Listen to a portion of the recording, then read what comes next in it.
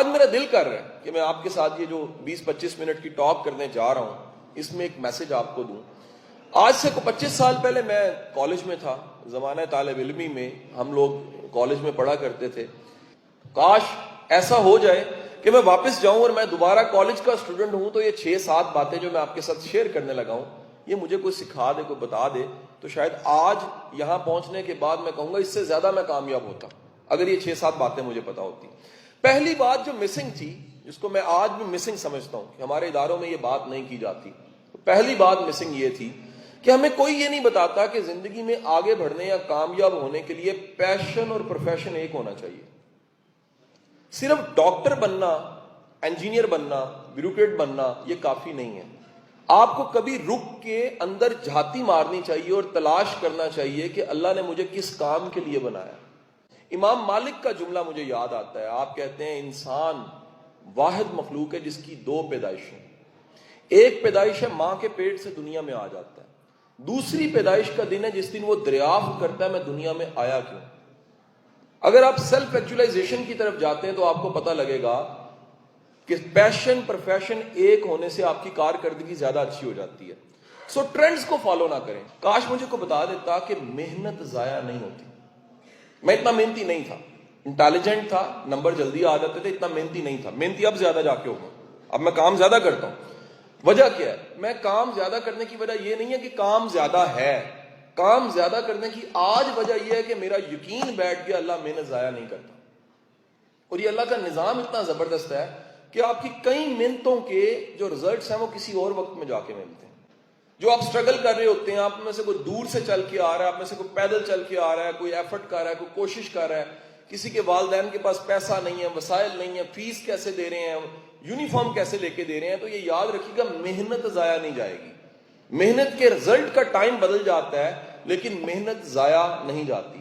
کاش مجھے کوئی کالج لائف میں, جب میں آپ کی عمر میں تھا, آپ کی طرح بیٹھا ہوتا تھا کالج میں, مجھے کوئی سکھا دیتا, کوئی بتا دیتا کہ زندگی میں کامیابیاں اتنی زیادہ ذہانت سے نہیں ملتی جتنی زیادہ برکت اور دعاؤں سے ملتی ہیں.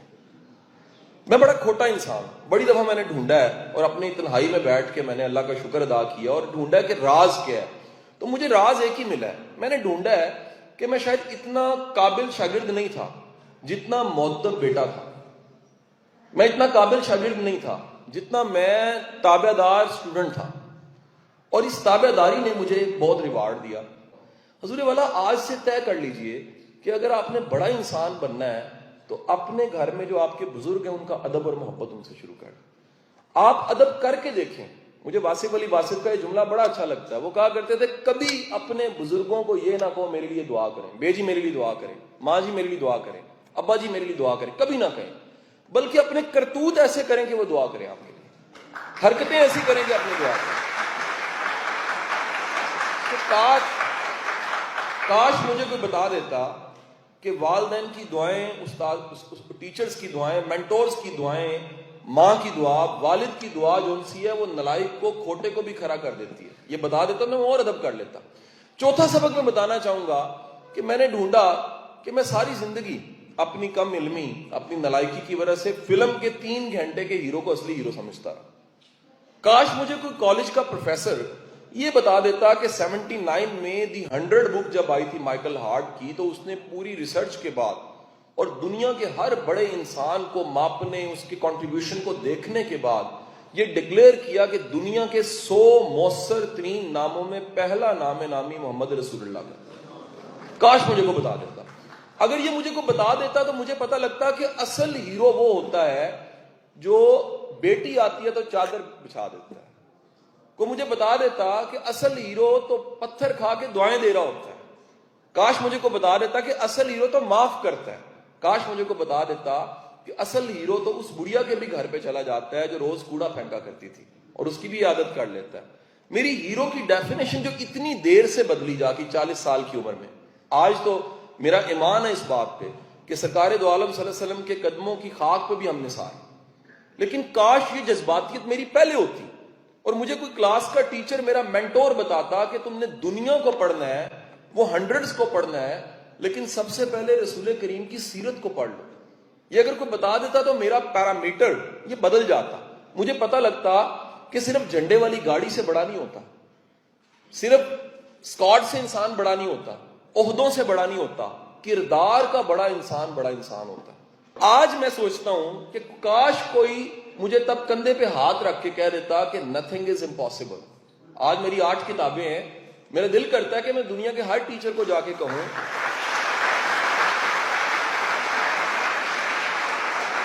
کہ بندہ جھگی میں پیدا ہو سکتا ہے, بندہ غریب کا پتر ہو سکتا ہے, بندہ 2 ٹائم سوکھی روٹی کھا سکتا ہے, لیکن خواب دیکھنے پہ تالا نہیں لگایا جا سکتا. خواب دیکھنا آپ کا حق ہے. تو مجھے بتا دیتا کہ خواب جتنے بڑے ہوں گے, ہم سب کے سب ایک تقاضا اور سوال کرتے ہیں کہ سر زندگی میں موٹیویشن نہیں ہوتی. یار جتنا بڑا خواب ہوگا اتنی زیادہ موٹیویشن ہوگی. ہمارے خواب اتنے چھوٹے ہوتے ہیں, ہمارے ٹارگٹس اتنے چھوٹے ہوتے ہیں کہ ہمیں ڈرائیونگ فورس آتی نہیں ہے. ڈرائیونگ فورس آتی ہے جب ڈریم بڑا ہوتا ہے. تو کاش مجھے اس وقت چپیڑے مارنے کی بجائے, مرغا بنانے کی بجائے وہ کندھے پہ ہاتھ رکھتا اور کہتا ویری گڈ, تم ضرور کرو گے. یہ یس یو کین کا ایٹیٹیوڈ مجھے مل جاتا. یہ ملتا تو شاید میں اور زیادہ کام کر لیتا. کاش مجھے کوئی اسکول اور کالج کی لائف میں کوئی یہ بھی سکھا دیتا کہ چھوٹی چھوٹی عادتیں کل کو آپ کا مستقبل بنا دیتی ہیں. انڈیا میں ان کا پریزیڈنٹ عبد الکلام جو ہے وہ زندگی میں اخباریں بھی بیچتا رہا, اسٹرگل بھی اس نے کی. وہ کہا کرتا تھا دنیا کا کوئی بندہ اپنے مستقبل کو نہیں بدل سکتا, دنیا کا کوئی بندہ, لیکن اگر اپنی عادتوں کو بدلے تو اس کا مستقبل بدل جاتا ہے. یعنی عادتوں میں اتنی طاقت ہوتی ہے کہ عادتیں کمپاؤنڈنگ افیکٹ پہ جاتی ہیں. Word is compounding effect. جیسے غفار صاحب نے بتایا کہ پودا آہستہ آہستہ بڑا ہوتے ہوتے درخت بن جاتا ہے. جیسے بال بڑے ہو رہے ہوتے ہیں پتہ نہیں لگ رہا ہوتا. بعض اوقات آپ کی چھپی ہوئی محنت کسی وقت میں ظاہر ہوتی ہے تو پتہ لگتا ہے کہ کتنا کام اس بندے نے کیا تھا. عادتیں آپ کے مستقبل کو بنا رہی ہوتی ہیں. اور میں چاہوں گا کچھ عادتیں آپ ضرور پیدا کریں اپنے اندر, کیونکہ زمانے طالب علم میں یہ عادتیں اگر مل جائیں تو آپ کو کوئی ترقی سے روک نہیں سکتا. اس میں سے پہلی عادت ہے کتابیں پڑھنے کی, مطالعے کی. ہمارے اس ملک میں اتنی کتاب نہیں پڑھی جاتی. پھر اگین ہمسایہ ملک میں کتاب کا لاکھ کا ایک ایڈیشن ہوتا ہے اور کتاب زیادہ پڑھی جاتی ہے. اس ملک میں ریڈنگ کا کلچر ہی نہیں ہے. آپ ایمانداری سے بتائیں, میں یونیورسٹی لائف تک پڑھا, مجھے ایک ٹیچر ایسا نہیں ملا جس نے کتاب ریکمینڈ کی ہو, کیونکہ نہ ٹیچر پڑھتے تھے نہ ہم پڑھتے تھے. انہوں نے کبھی ریکمینڈ نہیں کیا. ہمیں پازیٹیوٹی اور اچھی کتاب کو بھی پروموٹ کرنا چاہیے. اچھے کو اچھا کہنا بھی ایک عادت ہے, اچھی بات کو اچھا کہنا بھی عادت ہے, کسی کے کنٹریبیوشن کو ماننا بھی ایک عادت ہے. پازیٹیو رہنا مشکل حالات میں یہ بھی ایک عادت ہے. امید کو قائم رکھنا ایک عادت ہے. محنت پہ یقین رکھنا ایک عادت ہے. محنت کرتے رہنا بھی ایک عادت ہے. تو ریڈنگ جون سی ہے اس کی عادت تو ضرور اپناؤ. اور ریڈنگ کا مطلب نصاب کی کتاب نہیں ہے, وہ کتابیں جو نصاب کے علاوہ ہیں, جن کے پیپر نہیں ہونے, امتحان نہیں ہونے.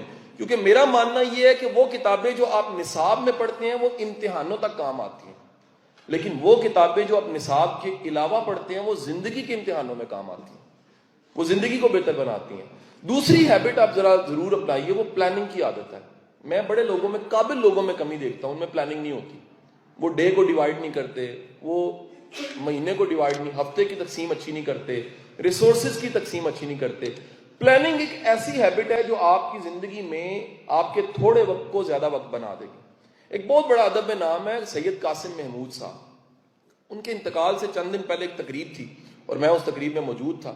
تو قاسم محمود صاحب کا جو کام تھا وہ کتنے ٹیبلز پہ سجایا گیا تھا, اور میں حیران تھا کہ ایک ادارے جتنا کام ہے جو اکیلے بندے نے کیا. تو میں قاسم محمود صاحب کے پاس چلا گیا اور میں نے انہیں جا کے کہا کہ سر یہ اداروں کے برابر آپ نے اکیلے کام کیسے کیا. تو انہوں نے مسکرا کے میری طرف دیکھا, کندھے پہ ہاتھ رکھا اور ایک جملہ کہا کہ میں نے کام نہیں کیا, میں نے صرف وقت کی قدر کی ہے. کام اللہ نے میرے سے خود ہی کروا لیا. تو ہم چونکہ پلاننگ نہیں کرتے, وقت کی قدر نہیں کرتے, اور اس عادت کی وجہ سے, وقت ضائع کرنے کی عادت کی وجہ سے ہماری زندگی جون سی ہے وہ ضائع ہو جاتی ہے. اور تیسری عادت کے ساتھ کلوزنگ کروں گا.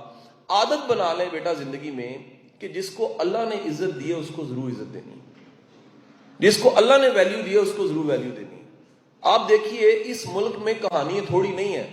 51 میں کپڑے کے 2 تھان لے کے کراچی کی گلیوں میں ایک شخص پھر رہا ہے, کپڑا نہیں بک رہا, اس کا غربت بڑی ہے, وہ کراچی کی گلیوں میں پھر رہا ہے, ایک سین دیکھتا ہے, اس کے سامنے 2 لوگ لڑتے ہیں, ایک شخص دوسرے کو چھری مارتا ہے اور وہ زخمی ہو جاتا ہے. ساری دنیا تماشا دیکھ رہی ہے, لیکن یہ کپڑے کے تھان لیے جو لڑکا کھڑا ہے یہ ہمدردی کے جذبے سے بھر جاتا ہے اور ایک فیصلہ کرتا ہے کہ میں نے باقی کی زندگی دوسروں کی مدد سے گزارنی ہے. یہ شخص پچھلے سال جب دفن ہوا تو 19 توپوں کی سلامی کے ساتھ دفن ہوا تھا عبدالستار ایدی کے نام سے.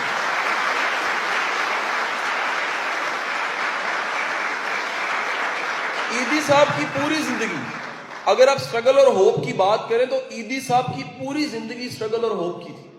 آپ نے سٹرگل بھی بڑی کی, آپ نے ہوپ سے جون سا ہوپ کا دامن نہیں چھوڑا. آپ نے ہمیشہ سب کو بتایا کہ 3 کپڑے 3 جوڑے پہن کے بھی بڑے کام کیے جا سکتے ہیں, تھوڑے وسائل کے ساتھ بھی بڑے کام کیے جا سکتے ہیں. اگر محنت کی جائے, خواب دیکھے جائیں, ایفرٹ کی جائے, کوشش کی جائے, تو پھر دنیا کی کوئی طاقت آپ کی محنت کو ضائع نہیں کر سکتی. اس جملے کے ساتھ میں اختتام کروں گا. واصف علی واصف صاحب فرمایا کرتے تھے کہ دنیا میں اگر آپ کے آنے سے فرق نہیں پڑا, دنیا سے جب جاؤ گے بھی تو دنیا کو فرق نہیں پڑے گا. اگر آپ کے آنے سے فرق پڑا, اس کالج میں ہو, اس شہر جیلم میں ہو, اس دنیا میں ہو, اپنے ہونے کا ثبوت یہ ضرور دو کہ کم از کم اپنا رول پلے کرو, اپنا حصہ ضرور ڈالو. بڑا خواب سوچو, ٹارگٹس بناؤ, گولز بناؤ, اور آہستہ آہستہ چلتے چلتے زندگی میں آگے بڑھتے بڑھتے قابل ہو جاؤ تو دوسروں کو قابل بنانا شروع کر دو. دنیا میں بہترین انسان وہ ہوتا ہے جو اپنے لیے تو جی رہا ہوتا ہے, لیکن وہ سوچتا ہے کہ اگر میرے جینے سے دوسروں کو بھی فائدہ ہو تو یہ زیادہ بہتر زندگی ہے. آپ کو تھوڑی دیر میں ایک کتاب آپ سب تک یہ چلی جائے گی. آپ کے لیے ایک چھوٹا سا گفٹ تھا, یہ میری طرف سے, غفار کیسرانی صاحب کی طرف سے ایک چھوٹا سا گفٹ تھا. یہ کتاب کی خاص بات کیا ہے, یہ کتاب بیسیکلی ایک گورا ریسرچر ہے, اس کا نام ہے ڈونلڈ کلفٹن. ڈونلڈ کلفٹن کی ریسرچ پاکستان میں پاپولر نہیں, امریکہ اور UK میں تو بڑی پاپولر ہے. ڈونلڈ کلفٹن کا جو سارا کام ہے وہ 40 سال کی ریسرچ ہے. 40 سال میں ڈونلڈ کلفٹن 15 لاکھ لوگوں کو ملا اور اس نے ڈھونڈا دنیا میں جو انسانوں کی قسمیں ہیں ٹیلنٹ کے لحاظ سے وہ 34 ہیں. کتنی ہیں؟ 34. اس 34 سٹرینتھس کے نام سے, 34 سٹرینتھس کے نام سے اس کی ریسرچ دنیا میں پبلش ہونے لگ پڑی. وہ مر گیا, اس کے پوتے نے ریسرچ کو پبلش کیا. میرا دل کیا کہ ہماری جو یوتھ ہے اس کو یہ پتا ہونا چاہیے کہ ہر بندہ ڈاکٹر نہیں بن سکتا, ہر بندہ انجینئر نہیں بن سکتا. اگر آپ اپنی اسٹرینتھ اس میں سے ڈھونڈیں گے. اس کتاب میں 2 حصے ہیں. پہلا حصہ تو میرے لیکچرز کا ہے جو میں نے مختلف کالجز میں, اداروں میں دیے ہوئے ہیں, ان کو ٹرانسکرپٹ کر دیا میری ٹیم نے. دوسرا حصہ ڈونلڈ کلفٹن کی, ٹام رتھ کی وہ ریسرچ ہے جو 34 ٹائپس کو بتاتی ہے. آپ 34 کو پڑھو گے اور ڈھونڈو گے کہ کون سی اسٹرینتھ ہے جو میرے اندر پائی جاتی ہے. جو اسٹرینتھ پائی جاتی ہے اس کے نیچے پروفیشن لکھے ہوئے ہیں کہ یہ اسٹرینتھ اگر پائی جاتی ہے تو اس سے ریلیونٹ پروفیشن یہ والے ہیں. تو اس پروفیشن میں اگر آپ آگے جاؤ گے, بڑھو گے, تو زیادہ زندگی میں ترقی کرو گے. یہ کتاب آپ کے لیے اور کچھ تعارفی چیزیں آپ کے لیے ہیں. اللہ آپ کا حامی و ناصر ہو. پاکستان اگین زندہ باد. بہت شکریہ. بہت شکریہ سر.